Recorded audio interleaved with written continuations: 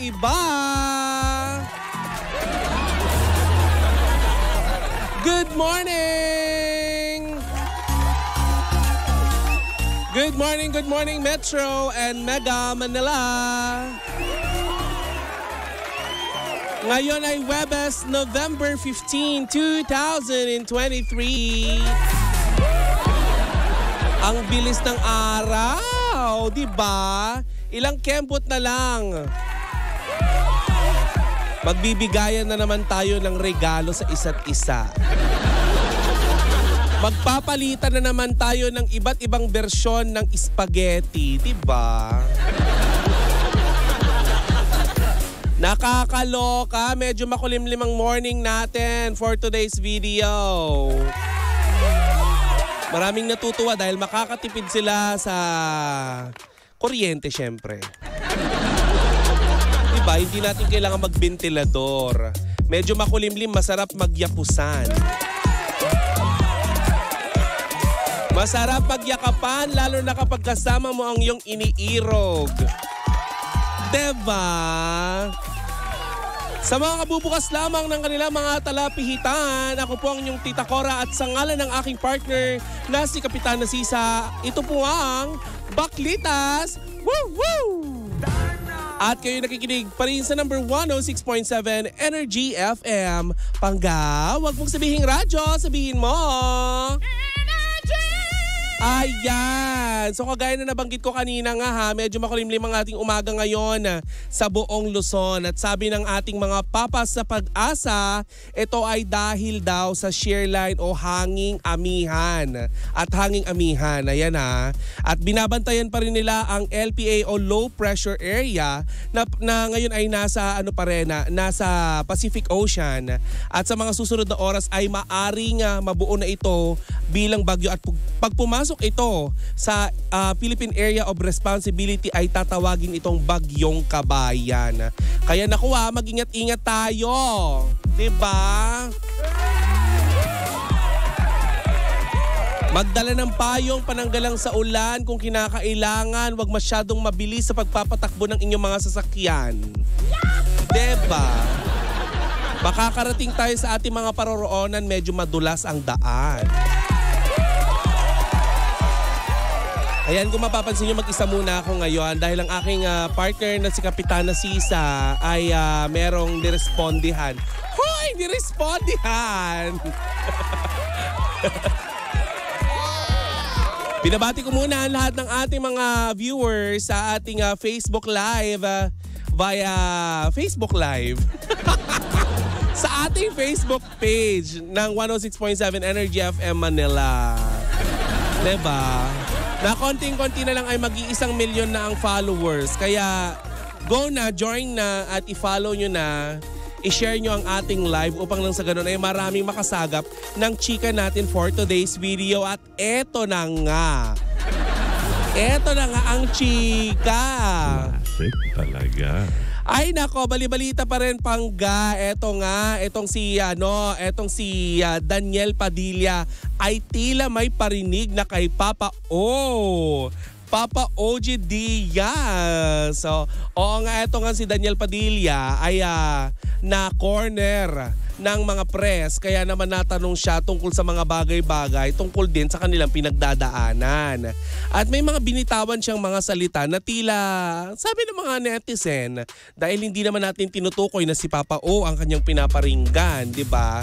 Eh alam niyo naman sa mga panahon na ito, kapag merong iringan o merong tampuhan o may issue, kapag si Chucho nagsalita, patama sa kabila, ganun kaagad ang pakiwari ng mga tao, ewan ko ba naman din. So ayun na nga, may pachika itong si Daniel Padilla na wag na daw paghimasukan kung hindi naman daw natin problema. Nako, tungkol kaya ito kay Papa O? Kay Papa O kaya itong mga chika ni Daniel Padilla? May ay dugtong kasi ang mga marites na baka daw si Papa O yung pinapatungkulan nitong si Daniel Padilla. Chika pa nitong si Daniel, katunayan na sila pa nitong si Catherine Bernardo, nung binubuo daw yung karakter at yung mga script tungkol dun sa huling movie nitong si Catherine Bernardo, dalawa daw silang nag-aasikaso doon. May mga, alam mo yun, yung sharing of thoughts, mga ganon, ng kung paano yung atake nila dun sa karakter. Di ba? Yun naman patunay pala na sila pa pala. Tsaka di ba malinaw naman sinabi ni Papa O na hindi naman daw siya ang pinagsimulan ng mga chika-chika tungkol doon sa paghihiwalay nitong si Daniel Padilla at saka ni Catherine Bernardo. May chika nga itong si Papa O, di ba, na di umano. Hindi pa naman sure, hindi pa naman confirm. Pero yun na nga, may pachika si Daniel Padilla na gano'n na nung panahon daw ng mga lolo't lola natin, hindi pa daw expose yung mga information. Kaya mabilis silang naniniwala sa mga bagay-bagay tungkol sa kanilang mga naririnig. Diba? Hindi naman nila sinabi na yung lolo't lola ay yung mga si Mama Loy at saka si Papa O. Diba? Kaya may ay dugtong pa lang ang mga netizen. Speculation. Nakakaloka. Bakit nga kaya ganun ngayong panahon na to kapag nagtsumika yung isang artista tungkol dun sa press na nagsalita ukol dun sa issue nila, idinudugtong kaagad. Bakit nga kaya ganun? Normal na kaya yon sa panahon ngayon na kapag nagsalita yung artista ay tungkol na sa iyo? Alam mo, may i-share ko lang ha. May kumari akong ganyan eh. Nag-share ako tungkol dun sa mga bagay-bagay dun sa aking Facebook. Parang gusto ko lang i-share yung knowledge ko, yung mga ganyan. Hindi ko naman alam na yun yung pinagdadaanan niya. Lola mo, tinamaan. Bakit nga kaya ganun kayo? Na kapag merong post kahit hindi tungkol sa inyo ay tungkol sa inyo kaagad. Kasalanan ba namin palpak ang mga buhay nyo?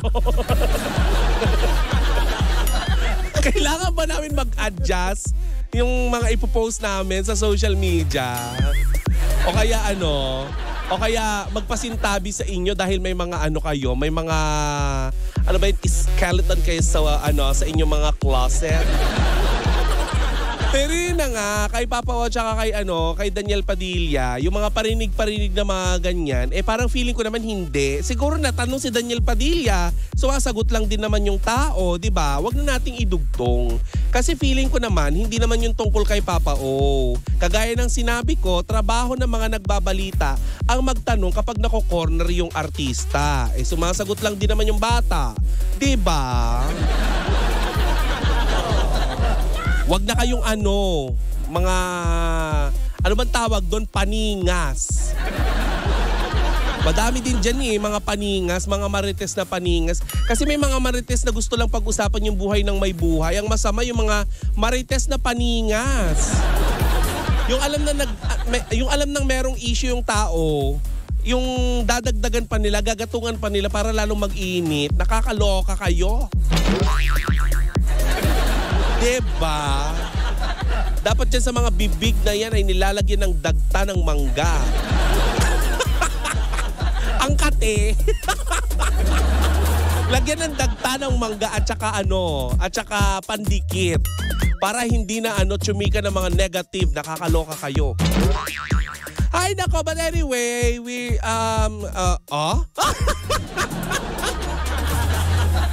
I'm just hoping na sana malinaw na itong mga issue na ito na kung wala namang katotohanan, sabi nga ni Papa O, di ba? Kung wala namang katotohanan na naghiwalay itong si Daniel Padilla at saka si Catherine Bernardo, di hindi, di ba? Sa hulit-huli at sa dulo ng mga to, sabi nga ni Papa O, kung bubuksan naman yung kanyang puso, mas gusto pa rin niya na sa dulo or sa ending ng mga to, magkasama pa rin ng Katniel. Diba? Kayo talaga.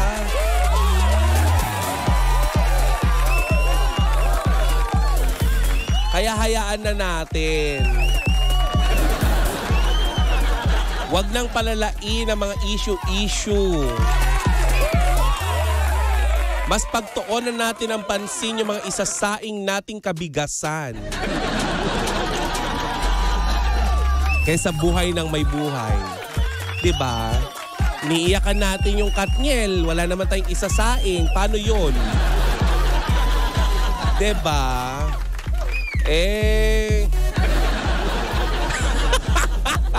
Basag trip yung bakla. O baka magalit na naman sa akin yung mga mga Katniel fans Hindi ko naman hindi ko ini-invalidate yung nararamdaman ninyo. Pero yun na nga, syempre, kung hindi man totoo ito, di ba? Ang gawin na lang natin, magdasal. Kaysa magalit, magngit-ngit, magdasal na lang tayo.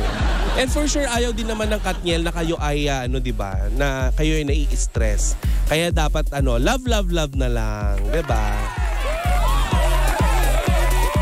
At energy, energy, energy.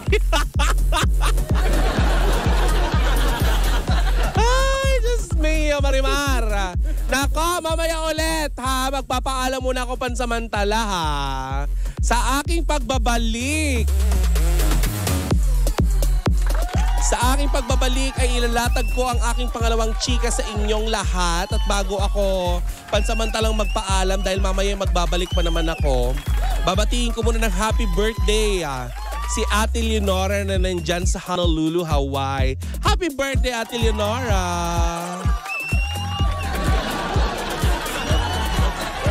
Ayan. Sa ngalan ng aking partner na si Kapitana Sisa, ito po ang Baklitas! Woo! Woo!